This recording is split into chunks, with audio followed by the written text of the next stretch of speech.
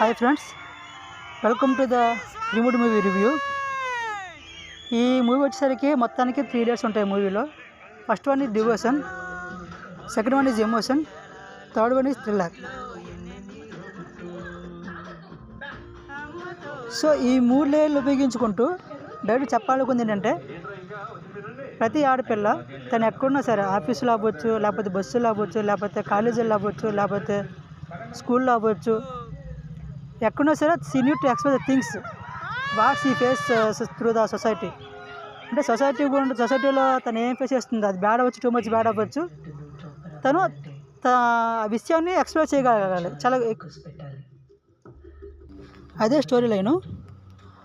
So ఈ story వచ్చేసరికి ఒక ఫాదర్కి డాక్టర్ మధ్య రన్ అవుతున్న స్టోరీ. దట్టు కూడా విలేజ్ బ్యాక్డ్రాప్.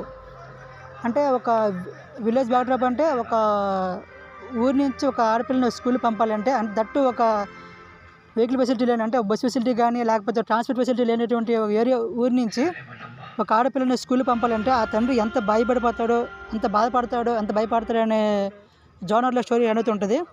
అక్కడ వాళ్ళిద్దరి మధ్య ఎమోషన్ చాలా బాగుంటుంది. నక్షత్ర నుంచి రవితేజ మధ్య ఉన్నటువంటి ఎమోషన్ అనేది చాలా చాలా బాగుంటుంది.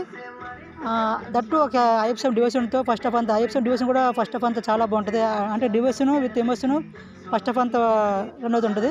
ఫస్ట్ హాఫ్ క్లోజ్ అయిన టైంకి ఒక సీన్ ఉంటుంది, మందు మానిచ్చే కదా నాన్న ట్రైన్లో చూపించినట్టుగా సీన్ ఉంటుంది. ఆ సీన్ చాలా ఎక్స్ట్రాండరీగా ఉంటుంది. సీను అక్కడ రవితేజ యాక్టింగ్ కూడా చాలా బాగుంటుంది అక్కడ. అది ఫస్ట్ హాఫ్ అంతా ఉంటుంది. సెకండ్ హాఫ్ వచ్చేసరికి కంప్లీట్ థ్రిల్లర్.